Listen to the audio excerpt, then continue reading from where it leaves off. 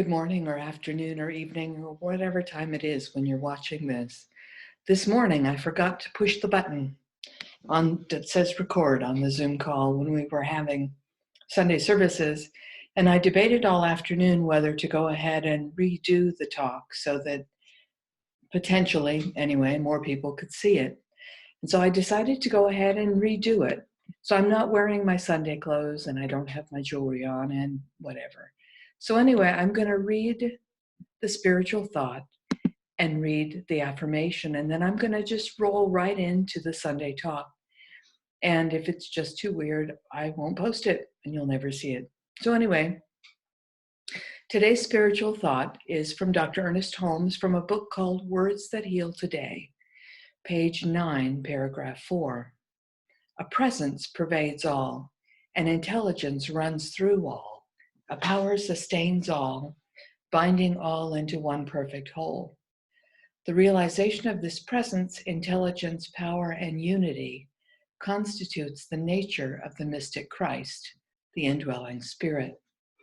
And then the affirmation for the day is, I remember the Christ consciousness that lives in, as, and through me. And so it is. So now I'm just going to roll straight into the talk. Thank you for keeping up with our Zoom channel changes and for making your way to this morning's online service. Well, obviously that's not true because this is a re-recording on Zoom of the service that I forgot to push the button on this morning. But anyway, when I got the email Friday that Zoom was making people use passwords for regularly scheduled meetings, I thought it might not matter to us.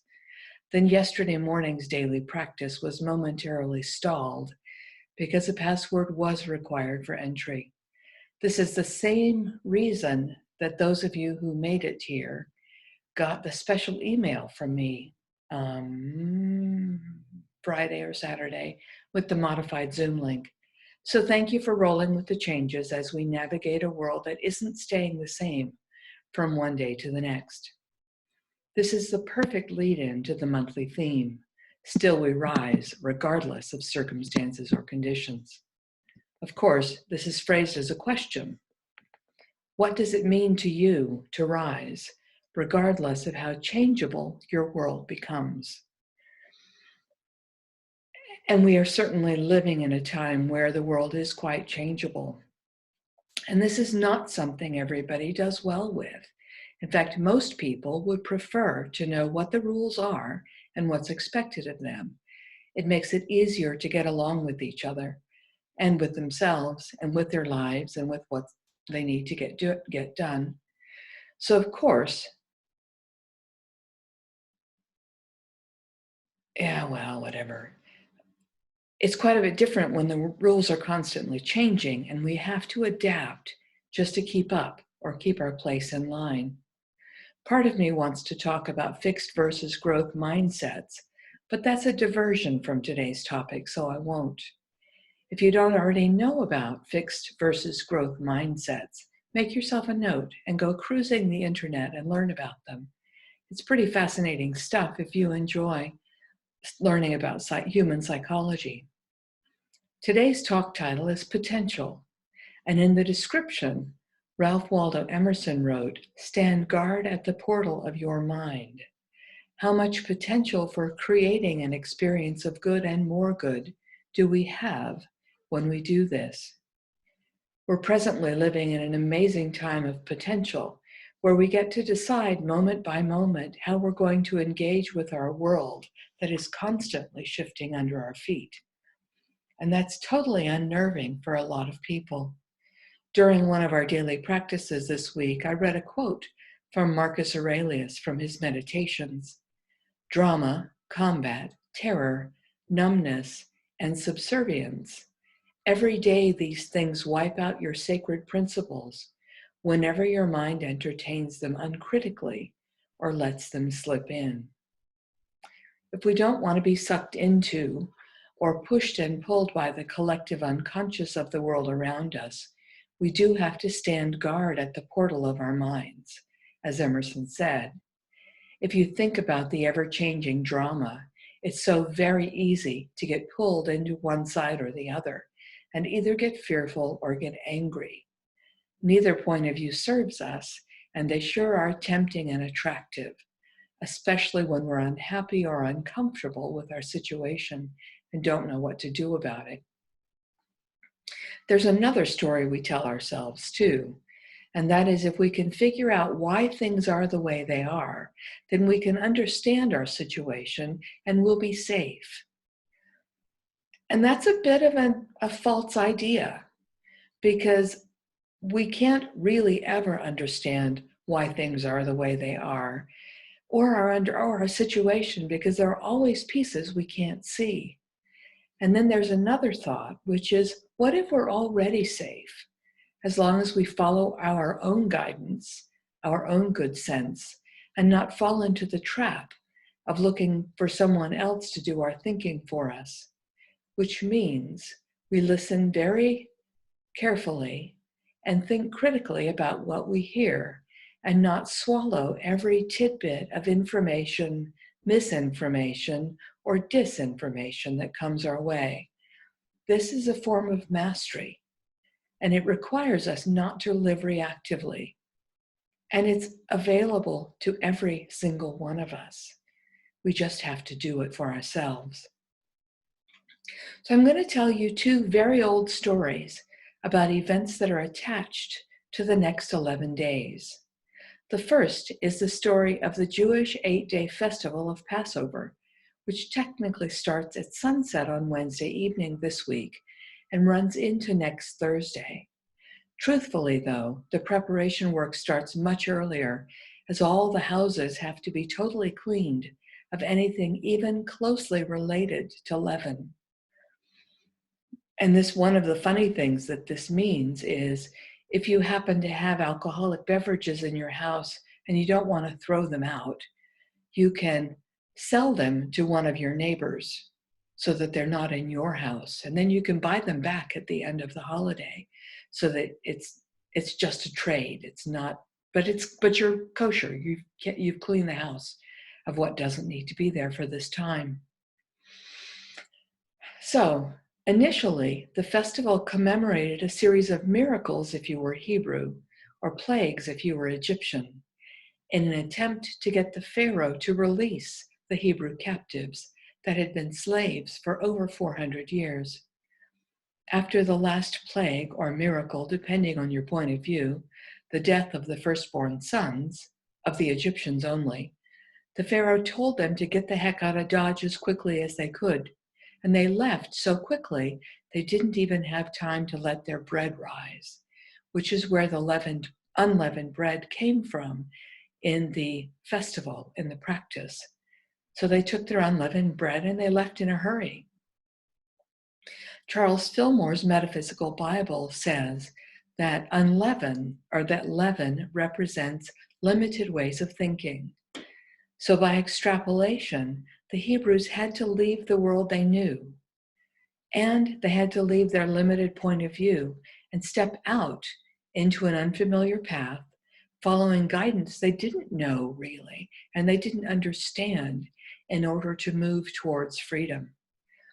And then it took 40 years for that wandering band to reach the promised land, according to the Jewish and Christian scriptures. A lot of limited thinking had to die, and they individually and collectively had to step into a new way of being, one of potential and imagination. Fillmore's description of the idea of 40 is, it takes as long as it takes for the shift to be complete. So it wasn't really a 40-year trip. It was actually 2 weeks if you went by the most direct route. But because they forgot and they backslid and they grumbled and they doubted and they complained and they forgot the plot and they lost their way. Once they even set up false idols and worshiped them, because that's what they were comfortable with and that's what they knew. So it took them longer than the 2 weeks it would have literally taken them to get to this new place, because that's how long it took them to be ready. And yet they did keep moving, even if it was 2 steps forward and 1 step back. And we have that same potential today to remember, to stand guard and keep ourselves on target, remembering our good. Or we can lose our way, forget, be distracted, go round in circles and lose our heads, and make ourselves unnecessarily miserable in the process. The other ancient story I want to remind you of briefly is the story of Palm Sunday. Master Teacher Jesus enters Jerusalem on a donkey, like all good and noble kings, Jewish kings before him had. And most of the people who watched the processional thought he was coming in to be a physical king and overthrow the government of Rome. Their idea of his potential and his understanding of it were quite different. And in just a few very short days, it would become abundantly clear. I want to revisit the book, Words That Heal Today, the text that contained our spiritual thought, and read a bit more from pages 11 and 12. Great spiritual teachers are those whose intellect and feeling have climbed the ladder of an inner awareness, which all have, but few use. Because the same spiritual altitudes are within everyone, even though unscaled, all are able in some degree to resonate with Master Teacher Jesus. It is in this sense he reveals us to ourselves. There is something contagious about spiritual insight. It envelops those who have it with an atmosphere of light, a consciousness of good, a feeling of security and peace.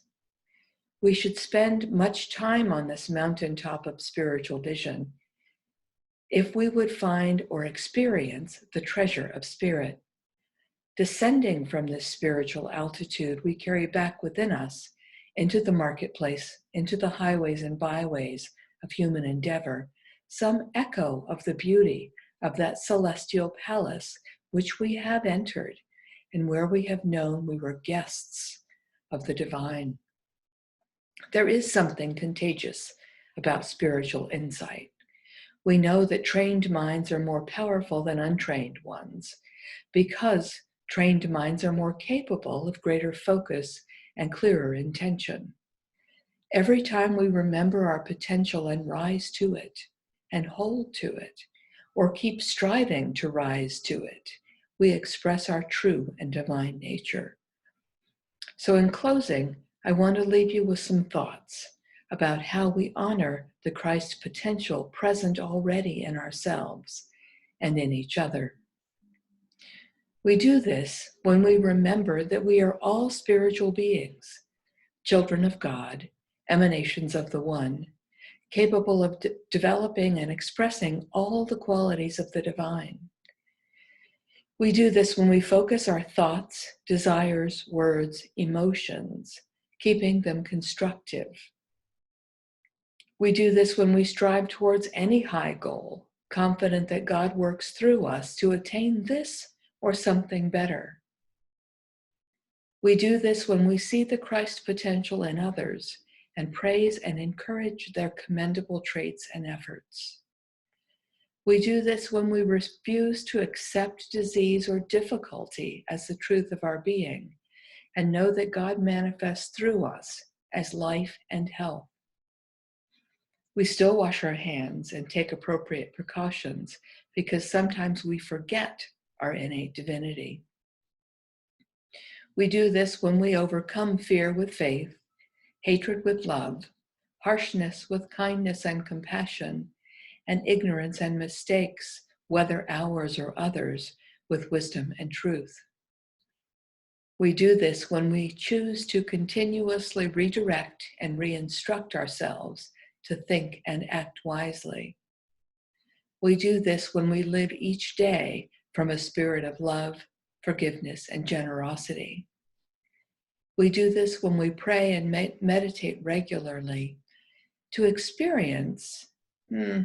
No, we do it when we pray and meditate regularly, and often we experience an increase in the light of understanding, and then are able to allow that light to radiate through all our affairs and bless our world. And we do this when we have the faith in the goodness of God, the faith in ourselves, and the faith in our fellow humans. So here we are in week 3 of our video broadcast of week 2.5 of our social distancing or physical separation. When we remember that each one is doing the best they can, no matter what, and remember to live from our highest that we're capable of, we bless ourselves and bless us all. Thank you very much. Now, take whatever piece of information or data or value or intuition you got from this talk and hold it in your heart, and I'll speak a spiritual mind treatment. Infinite radiant mind that lives, moves, and has its being as all beings in all times, in all places. I recognize this wondrous gift that each one of us already has access, this bit of spiritual altitude that each one of us has the capability to reach repeatedly and to encourage and inspire others to rise as well. I bless this awareness. I bless this idea, this great idea of a brighter, lighter, more loving, more caring world. And I bless each one of us as we step into it. Knowing these words are true, I let them be. And so it is. Thank you.